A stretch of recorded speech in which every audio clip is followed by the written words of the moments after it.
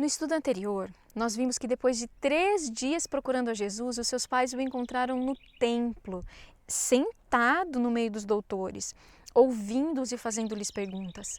E todos os que o ouviam ficavam surpresos com a sua compreensão e respostas que dava. Enquanto os pais de Cristo buscavam ansiosamente o seu filho, eles viram muitas pessoas se aglomerando no templo. Eles se uniram à multidão quando, ao estarem prestes a entrar no templo, a voz de Jesus capturou a atenção deles. Embora não pudessem vê-lo por causa da multidão, sabiam muito bem que nenhuma outra voz era como a dele. Era peculiar em sua melodia solene. Os pais abriram então caminho através da multidão e ali viram seu filho, sentado no meio dos sérios e entendidos doutores da lei. E estava enchendo esses doutores da lei de questionamentos e de perguntas de caráter tão profundo que evidenciavam um conhecimento muito superior em relação às profecias e que revelavam os erros e enganos que haviam coberto as mentes dos sacerdotes e do povo. Os governantes, sacerdotes e doutores judeus faziam as perguntas mais difíceis que eles podiam encontrar, que para eles estavam envoltas em grande mistério. E Cristo, com uma simplicidade infantil, mas com perfeita clareza, compreendia essas perguntas. E na resposta que dava, afastava a nuvem de escuridão e revelava a verdadeira luz, que dá evidências, na verdade, de uma sabedoria que é superior e que surpreendem os governantes de Israel. José fica surpreso demais para dizer alguma coisa. Jesus então foi informado de que os pais dele desejavam falar com ele, estavam ali. Obediente aos seus desejos, ele então pressionou a multidão até a presença dos pais. Quando eles estavam um pouco afastados e separados da multidão, e Maria soube que seu filho não tinha sido detido contra sua vontade, e parecia tão profundamente interessado e absorvido com aqueles grandes homens de Israel, a ponto de esquecer seus deveres para com seus pais, como ela pensava, ela não sabia o que fazer com essa conduta de Jesus, tão diferente de tudo que já havia ocorrido em sua vida. Parecia que ele era indiferente à ansiedade que eles sentiram. Maria então se dirigiu a Jesus e disse: Filho, por que você fez isso conosco? Por que fez isso com teu pai e eu? Nós estávamos te procurando com tanta tristeza. E ele respondeu: Por que é que me procuráveis? Não sabeis que eu devo tratar dos negócios de meu pai? Essas palavras, que foram ditas de forma inocente, sem nenhuma afetação, na verdade foram uma repreensão aos seus pais. Ele deixa de lado a censura que havia recebido e ele diz assim: por que vocês estavam me procurando? Enquanto eles haviam negligenciado a sua presença por um dia inteiro, ele estava cuidando dos negócios de seu Pai Celestial. Ele não reconhece qualquer negligência de sua parte, qualquer indiferença ou desrespeito, não. Ele tinha um trabalho a fazer. Ele estava cumprindo a missão que veio do céu para cumprir. José e Maria tinham sido grandemente honrados de maneira muito especial por terem sido incumbidos do encargo e responsabilidade do Redentor do mundo. Os anjos anunciaram seu nascimento aos pastores lá nas planícies de Belém, e homens sábios do Oriente vieram para prestar-lhe ali honras especiais. Deus havia dirigido a conduta de José para preservar a vida do menino Salvador. Mas a confusão de muitas conversas, viajando juntos, distraiu e levou-os à negligência de sua sagrada responsabilidade. E Jesus foi esquecido por um dia inteiro. Quando José e Maria ficaram aliviados em encontrar Jesus, eles não sentiram e não reconheceram sua própria negligência do dever, mas eles então refletiram a negligência deles com uma censura sobre Jesus. E eu quero fazer um parêntese aqui, porque quando nós nos reunimos para almoços, para encontros entre os irmãos, nós devemos ter cuidado para que a gente não fique ali absorto na confusão de muitas conversas e deixemos os nossos filhos esquecidos, livres e negligenciados, como que entregues a si mesmos, principalmente nas horas do sábado, porque eles pecam e nós também. Nós não devemos jamais negligenciar o nosso dever como pais de guardar os nossos filhos. Nós temos aqui nessa história evidências de que Jesus não ignorava a sua missão, mesmo em sua infância. Jesus virtualmente ele disse à sua mãe: Maria, você não entende meu trabalho e a natureza da minha missão? Ele, aqui nesse momento, tornou conhecida a sua relação única com Deus, pela primeira vez. Maria sabia muito bem que Jesus não estava se referindo a José quando ele falou em cuidar dos negócios de seu pai. Ele aqui afirmou que o senso de sua obrigação para com Deus estava acima de qualquer vínculo ou relacionamento terreno. E aqui está um grande princípio para nós. O senso da nossa obrigação para com Deus precisa estar acima de qualquer vínculo ou relacionamento terreno. A primeira visita de Jesus ao templo despertou nele novos impulsos. E ele ficou tão profundamente impressionado com seu relacionamento com Deus que todos os laços terrenos foram esquecidos.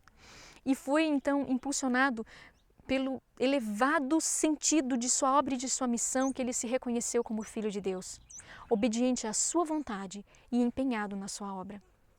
E eles não entenderam a palavra que lhes falou. Como não havia nada de notável nos 12 anos da vida de Cristo até aquele momento que desse indicações externas de sua filiação a Deus, os seus próprios parentes não discerniam as marcas de seu caráter divino. E desceu com eles e foi para Nazaré e era-lhes sujeito. Jesus tinha acabado de reivindicar a sua filiação ao Eterno. Ele informou a Maria que ele devia cuidar dos negócios de seu pai e que sua obrigação para com o Pai Celestial estava acima de qualquer outra reivindicação. Sua primeira visita ali ao templo despertou esses novos impulsos e todas as obrigações terrenas foram naquele momento como que perdidas de vista. Mas com o conhecimento de sua missão divina e de sua união com Deus, ele não resistiu à autoridade de seus pais.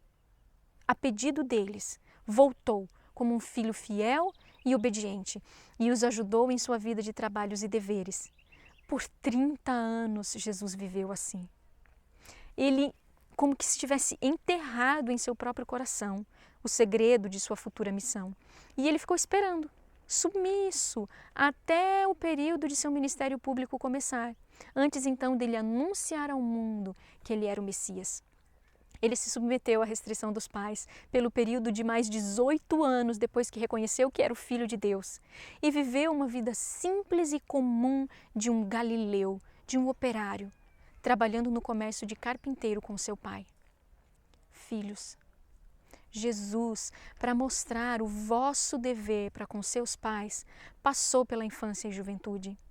Ele deixou de lado o seu exaltado caráter e se tornou um filho, cumprindo os deveres que um filho deve cumprir. Você sabe que hoje os filhos, eles parece que estão ansiosos por se libertar. Quando eu fizer 18 anos, eu vou poder sair de casa, eu vou poder fazer isso, eu vou poder fazer aquilo. Jesus ficou por 30 anos submisso à restrição dos pais. E, no entanto, ele era o Rei da Glória, a majestade do céu. É comum que os filhos, mesmo de pais cristãos, quando não têm nem 12 anos ainda, eles sintam que eles já devem ser autorizados a seguir seus próprios desejos. E os pais parecem que estão prontos para serem liderados pelos filhos, em vez de eles os guiarem e liderarem. Em vez de os pais, como Abraão, comandarem a sua família após si, parece que são os filhos que comandam os pais. E é por esta razão que muitos jovens estão desenvolvendo hábitos de egoísmo e ociosidade. E eles estão formando hábitos de vaidade, de orgulho e de obstinação. Que pena! Mas a vida de Cristo demonstra a todos os jovens que uma vida de diligência e obediência é favorável à formação de um bom caráter moral, de princípios firmes, de inteligência, de força de propósito, de conhecimento sólido, de elevadas realizações espirituais. Você sabe que a maioria dos jovens de hoje nutre um amor grandioso por divertimentos, por coisas excitantes, por coisas artificiais e o que é extremamente desfavorável a grandes realizações da cultura mental e desfavorável também ao vigor físico. A mente não é mantida em um estado calmo e saudável para o pensamento, mas está sempre, na maior parte do tempo, sob excitação, sempre com muito estímulo, muita informação. Em resumo, está intoxicado com os divertimentos que anseia, o que o torna, na verdade, incapaz para uma aplicação, uma reflexão e estudos cuidadosos.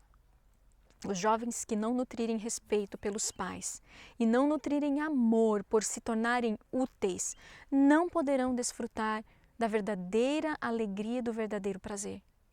Eles não obedecem ao 5º mandamento e o olhar severo de Deus está sobre eles. A desobediência aos pais, esse amor egoísta às diversões, aos divertimentos, não torna ninguém semelhante a Jesus, muito pelo contrário. E também não torna ninguém forte de espírito, e também ninguém vai ser reconhecido por sua sabedoria assim fazendo.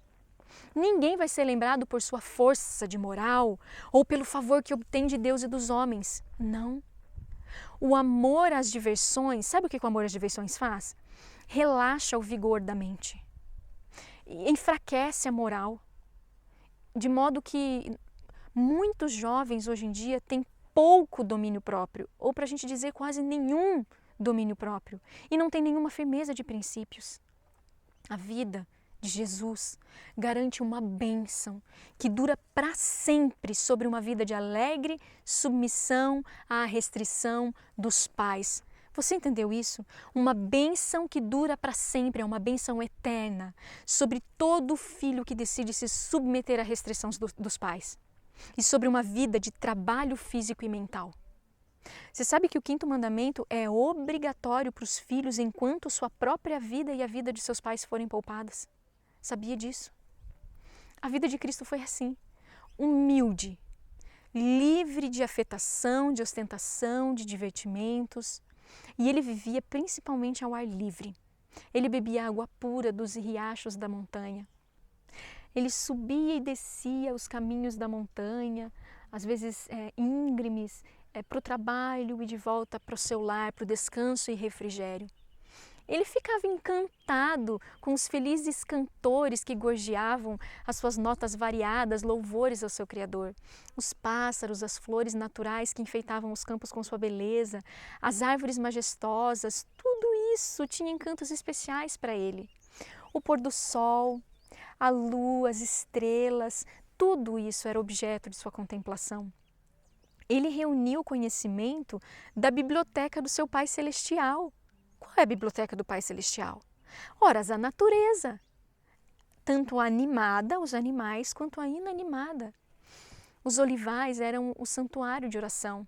Lá ele ficava isolado de todos os olhos humanos e lá ele se comunicava com seu Pai Celestial. E por isso as suas faculdades morais foram fortalecidas. Por isso ele era aquele jovem tão inteligente, brilhante, que encantou os grandes homens de Israel. Porque ele meditava e tinha comunhão com Deus.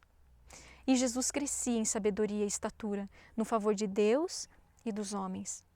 Você sabe que foi a simplicidade da vida de Cristo, livre de orgulho, livre de vaidade, livre de ostentação, livre de divertimentos, que foi o que lhe deu graça diante de Deus e dos homens. Ele não procurou atrair atenção para si mesmo ou distinção para si mesmo, embora ele fosse o Filho de Deus. Sua vida foi caracterizada por firmeza, mas ele sempre foi respeitoso e obediente. Ele se submeteu à restrição imposta às crianças e ele sentia prazer em obedecer, prazer em desempenhar suas obrigações para com os pais e para com a sociedade. Ele nunca renunciava um princípio sequer e ele nunca foi contaminado com a influência impura que o cercava lá em Nazaré. Na vida de Cristo, nós vemos um único padrão seguro para todas as crianças e jovens.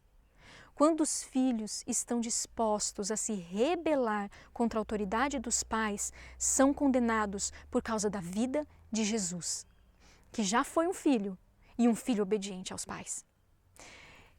Em que contraste, um contraste marcante está agora o caráter dos filhos de hoje. A maioria vive para o seu próprio prazer, para fins de exibição. Alguns tentam fazer discursos brilhantes para que possam chamar atenção. Alguns parecem pensar que o seu valor está na aparência, no vestuário. São precisos, tudo arrumadinho, tudo dedicam muito tempo e dinheiro à exibição, para que possam atrair atenção para si mesmos, ao passo que eles não têm tempo, não conseguem, não têm tempo, não dá tempo para orar, para buscar a Deus. Eles negligenciam o adorno, aquele que é interior, o ornamento de um espírito manso e quieto, como o apóstolo nos diz, porque esse é de grande valor aos olhos de Deus. O olho infinito consegue examinar o coração, consegue ultrapassar a roupa bem alinhada, a roupa de marca, o cabelo penteado, consegue ultrapassar todas essas camadas e consegue atingir o coração e ler todos os defeitos de caráter. E ele não avalia os jovens por causa da aparência exterior.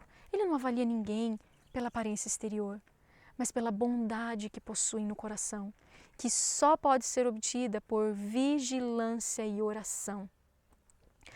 Deus segue os jovens em seus lares, segue os filhos em seus lares, segue os pais em seus lares e anota a conduta. Os filhos, como que os filhos agem para com os pais?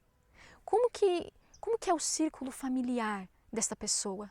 Porque se eles forem respeitosos, bondosos, afetuosos, verdadeiramente educados, Deus os aprova e seu caráter é registrado no livro dos céus como um caráter escrito ao lado assim, valioso. Uau!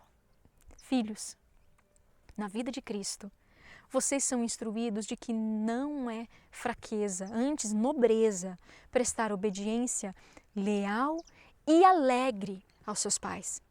Não é prestar uma obediência de cara feia, é uma obediência alegre, é de coração.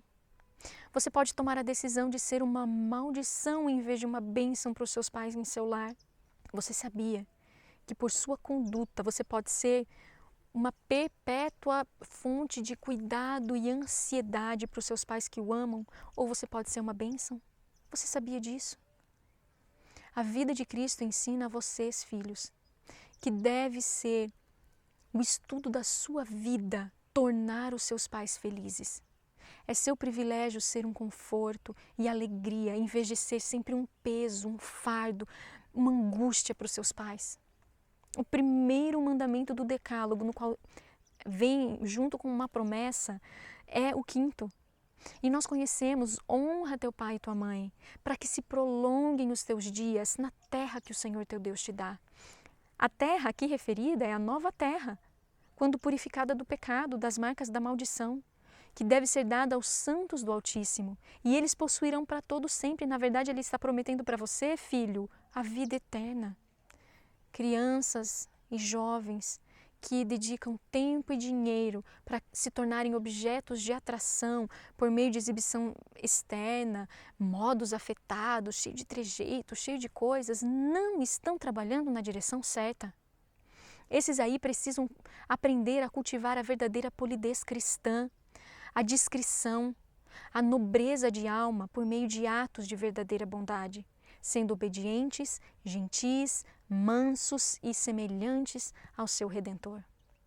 A beleza da mente, a pureza da alma são revelados no semblante e terão mais poder para atrair e exercer influência sobre outros corações do que qualquer adorno exterior. Eu já vi rostos lindos de crianças lindos desfigurados. Por quê? Porque foi negado algo?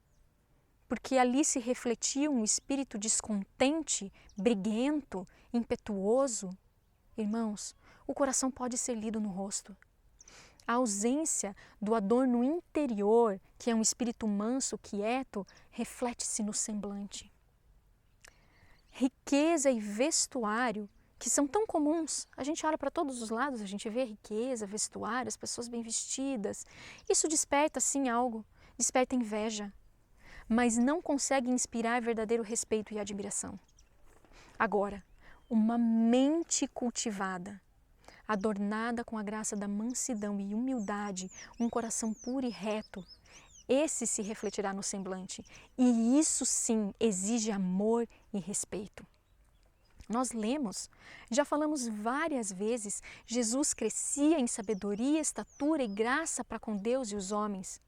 a vida de Jesus, como é que as pessoas se impressionavam com Jesus? Por quê? Porque a vida dele era de natural simplicidade. E isso foi favorável para um bom desenvolvimento físico, mental, um caráter firme e imaculado. Se essas vantagens, um caráter firme e imaculado, for desejado por crianças e jovens, a partir daí eles precisarão apenas imitar a vida de Cristo e copiá-la. Será que entregarão tudo ao Senhor Jesus? Será que vão vencer o orgulho, o amor próprio e a inclinação para amar o prazer e a exibição? Será que vão os nossos filhos, nossos jovens e nós, será que vamos nos empenhar em suportar as adversidades e privações como fez o nosso Redentor? Eles podem. Você pode. Filhos, crianças, jovens, pai, mãe, podemos, por meio do cultivo do intelecto e dependendo sempre de Deus para o sucesso, podemos desenvolver um caráter firme e belo. Já as coisas artificiais, as coisas forçadas, ofuscam o intelecto. Na verdade, é como se escondessem Deus de nós. Já o temor de Deus, a contemplação das glórias da natureza, como nós vemos aqui, a glória da natureza, as obras criadas por Deus, isso nunca vai ofuscar o intelecto. Isso nunca vai nos esconder de Deus. Isso terá a tendência de fortalecer as faculdades da alma. É o precioso privilégio de crianças e jovens submeterem sua mente ao controle do Espírito de Deus e tornarem-se cristãos intelectuais. Eu costumo dizer, cristãos inteligentes. As faculdades mentais e morais podem crescer em proporções harmoniosas. Seu entendimento pode ser forte. Sua consciência pode ser pura. Seu caráter pode ser amável, sim. Muitas crianças e jovens, hoje em dia, são tão fracos. E você sabe qual é o argumento que se usa geralmente para escolher? Isso eu vou fazer, isso eu não vou fazer. Sabe qual é o argumento? Isso eu quero, isso eu não quero. Vivem, parece que para proporcionar para si mesmos prazer e formam hábitos que com certeza eles abandonariam imediatamente se eles percebessem estar vivendo no último ano de sua vida. Quantos se esquecem que os olhos de Deus estão sobre eles? Eu não preciso pensar, amanhã vai acabar a minha vida. Não, os olhos de Deus estão sobre mim. E então esses jovens ou essas crianças ou cada um de nós acabam formando o hábito de falar como não falariam se estivessem na presença de Deus, se mantivessem na consciência de que o que eles dizem vai passar, passa de seus lábios diretamente para o livro. O que sai da minha boca sai diretamente para o livro dos registros no céu. No entanto, é exatamente isso que acontece. Não nos esqueçamos disso jamais. Não há nada dito, não há nada que eu diga, nada que eu faça, ou mesmo que eu pense, que possa ser escondido de Deus. Queridos filhos, se vocês desejam encontrar felicidade e paz em tudo o que vocês forem fazer, devem fazer tudo para a glória de Deus. Se você deseja ter paz em seu coração, devem procurar seriamente imitar a vida de Cristo. Então não haverá necessidade de aquela alegria que é afetada, artificial, aquela alegria que só existe se tem jogos, se tem os amigos, se tem, dependente de circunstâncias. Não vai haver necessidade de buscar prazer na condescendência com o orgulho, na condescendência com as frivolidades do mundo. Não, você vai ter uma serenidade e uma felicidade e uma paz ao fazer o que é certo que você nunca vai poder encontrar em qualquer outra coisa. É fazer o que é certo que vai trazer esse benefício para você. Jesus, ele assumiu a natureza humana e ele passou pela infância, pela adolescência, pela juventude, para saber tudo o que nós passamos, para ele saber como se compadecer de todos nós e para ele deixar um exemplo para todas as crianças e jovens. Ele conhece as tentações, ele conhece as fraquezas dos filhos. Ele foi um filho. Ele, em seu amor, abriu uma fonte de prazer e alegria para a alma que confia nele. Aonde está essa fonte? Aonde estava a fonte de alegria e prazer de Jesus? na obediência, na submissão aos pais. Ao procurar então honrar a Cristo e seguir o seu exemplo, crianças e jovens podem ser verdadeiramente felizes. Podem sentir a sua responsabilidade de trabalhar com Jesus no grande plano de salvar almas. Se os jovens sentirem sua responsabilidade perante Deus, vão ser elevados acima de tudo que for mesquinho, egoísta e impuro. E a vida para eles vai ser muito importante. Ninguém vai sentir aquele desânimo, aquela falta de sentido na vida. Ninguém vai sentir isso mais. Vão acabar percebendo que tem algo grande e glorioso pelo qual devem viver.